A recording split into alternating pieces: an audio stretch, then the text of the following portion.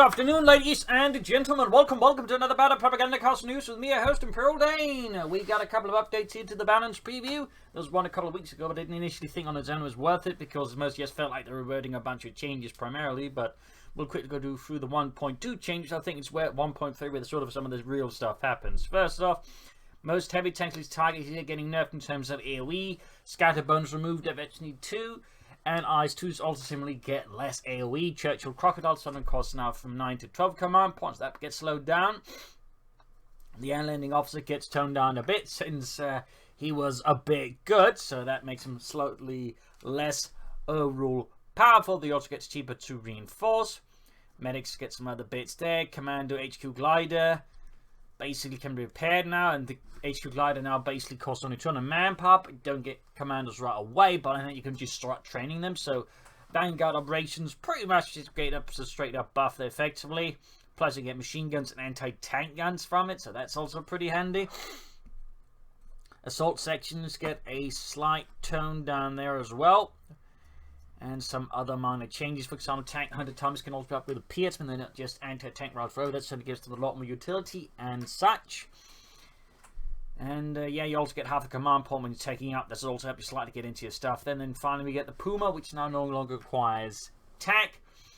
Just requires 5 command points, but it's still built at the headquarters. So that makes the Puma overall more accessible. Overall, again, nothing huge. Again, in terms of the heavy tank, just feels like we're going a few steps back. The British still has been worried about blobs.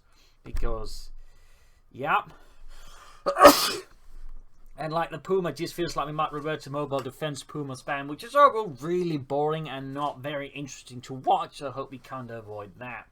Coming on to 1.3, I think that's where most of the big changes are. And again, why I sort of decided that was actually worth a video, and thus snagging in the 1.2. For the starters, medium tanks get some significant changes there. For example, they all become harder to hit. Not by a lot, but still like, roughly 10% harder to hit. Which, in case of like heavier tank destroyer spam or even anti-tank gun spam, and in case of the Germans, bazooka spam should help make them slightly more survivable if more stuff hit in particular long range, in particular versus bazookas. That'll probably help a bunch, so that's going to help them. In particular, it's going to be the sturdier stuff like Panzer IV Model Js, Shermans with bulldozer blades, the EC8 and the T-35 that benefit from this, and they're already kind of tougher than the average, either due to more armor, more health, or both, and something else being a bit harder to hit. It's going to definitely make them overall more survival, give them a bit more go there and make them more useful. So that's going to be a significant, I think, change. That's going to make medium tanks slightly more viable, particularly on team games where just anti-tank and an tank destroyer spam, I think, is already rather prevalent. This might make medium tanks slightly more useful. Again, it's not going to be a huge change. I mean, we saw, for example, the same thing happen to the Stu G, and it's not like, that became a lot more survivable, but it's still the sort of thing that might just, by a few extra things. Of course, the Stu gets slowly armored, and then some of these things aren't. So again, I suspect there will be some benefits to this. Nothing huge, but still noticeable. Cromwell, meanwhile, gets a machine gun bonus of machine gun buff. Similarly, so probably becomes more like, the T-34s in that sense. It's definitely going to make it much more lethal. Basically, to compensate for the fact all other medium tanks become harder to hit.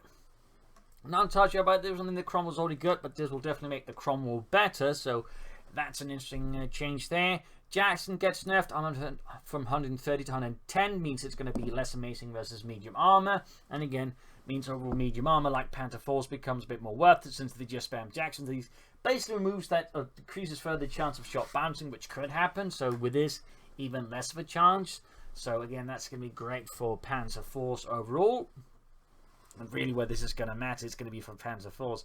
Pershing, like the other heavy tanks, basically gets a nerf. Then that was surprising. They did nerf the Pershing when they nerfed the IS-2 and the Tiger tank, since the Pershing is really good at this stuff. So if they're going to nerf those, they're kind of going to nerf the Pershing as well, and that's what they get around to doing.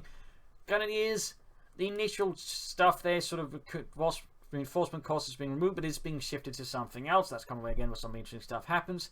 Tiger tanks, to compensate for the loss of scatter bonus, are instead now going to have faster traverse, meaning they can quickly engage targets. They're going to be a bit harder to flank, so I suppose that's to compensate. Obviously not quite nearly as good. Heavy Panzer Corps, they're finally doing something to make the Heavy Panzer Corps attractive to the Wehrmacht. And in this case, they're trying to look to like, smaller passive bonuses.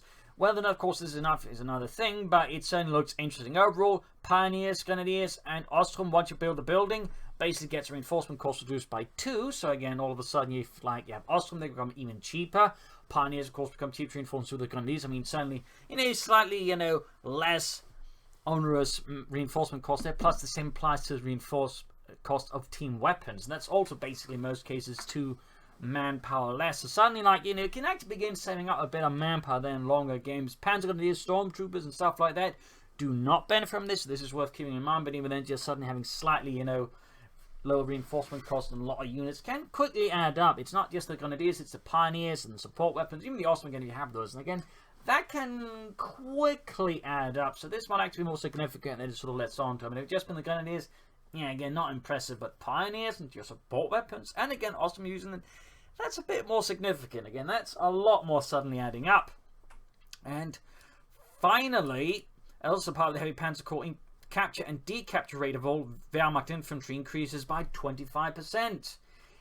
That one's actually kind of big, since, I mean, this is something like Stormtroopers. They also decapture points fast, and, Assault Grenadiers, when they upgrade with the Squad Leader, can also do both things. But suddenly, all units does this, and this should then stack with, say, Assault Grenadiers or Stormtroopers, plus abilities like, the breakthrough ability in mobile defense, what it's called there, and similarly, assault and hold for the Wehrmacht in German infantry. So, I mean, you can very suddenly just quickly grab a lot of territory, just really harass. I mean, this is going to be a significant one that's going to really add some momentum in the late game to just pushing. Of course, it's not a huge one, but I think it's not insignificant either. And then, of course, when combined with these changes, and again, your Panzer IV being slightly harder to just immediately destroy, and this might sort of slightly give the Wehrmacht a bit more of an edge in the late game. Of course, most players will be like, what about the early and mid game? And of course, it's going to be a problem. Still feel like they need to look at the MG42. Maybe look at the 250.5.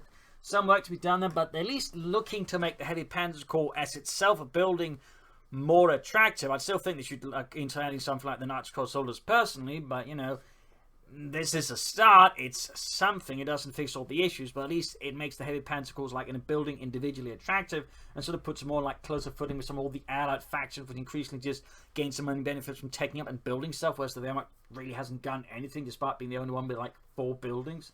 There's, it's a bit of reward. It may not be sufficient, but at least it makes you go, maybe it should build a Heavy Panzer Corps, because again, all of these things individually do add up. Worth noting in the balance preview, there's a bit of a bug or something where it's like these things actually lapse have built several Heavy Panzer Corps. For example, you get a really high, for example, capture and decapture rate, so they'll probably have to fix that one. But, certainly one of the more significant Wehrmacht buffs in this patch. Might need more, but at least it's looking like something. It doesn't feel cosmetic, which has been some of the previous ones there. Command Tiger, same stuff with the other one, though it actually removing the accuracy penalty to the Command Tiger ability, which is, nice. It would basically suffer too many penalties that might make the ability more used, though again, it's an ability, so most people probably won't, even if it's really good. Panzer Fusiliers losing their Battery 2 anti-tank grenade range boost. So yeah, they can't shoot nearly as far with it. Guess that's fair enough. Sturmtiger, a significant change here is they can actually call it in if you have alongside the Tiger 2 now. Previously couldn't, but now you can again, so that's going to make elite armor, I think, a lot more useful. And you get the infant half-track, start range from 70 to 80. Yeah, we'll have to see. Finally, conscripts lose a bit of the reinforcement curse bonus they gained with the mobilized reserves. So again, mobilized reserves is less amazingly good. Like, it was a really, really good upgrade. It's just going to be really good now, but it's just not going to be really, really good.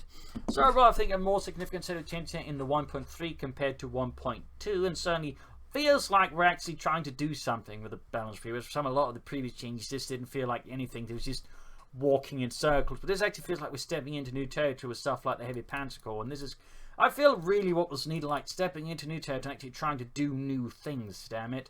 So again, while even it may not be enough, it feels like they're actually willing to explore into the Heavy Panzer Corps, which is really what the Wehrmacht needs. Like, the Heavy Panzer Corps is just dead weight in this. It may not be, a full positive now, but at least it's less dead weight. So it's a start, and I'm willing to give a thumbs up for that. So, again, feels like we're going in a direction again. The previous stuff here, yeah. Again, I'm particularly also a bit worried about the Puma one. Sure, it may be good, but at the same time, it also created really repetitive gameplay back then. I'm not really a fan of that. No matter how much the Wehrmacht needs something useful, I feel like the Puma may not be the right choice there. But again, stuff like this and this, I feel like, is much more significant good change. So, well, of course, hopefully that pays off. But anyways, I'm liking this. Thumb up for me. Not 2, but 1 thumb up. So there you go. Hope you enjoyed this video. If you did, subscribe, like, share, comment on it. Tell your friends, family, and not your enemies. And of course, if you like, you can also donate or pledge on Patreon. Links are in the video description. This is Napoleon signing off and saying cheers.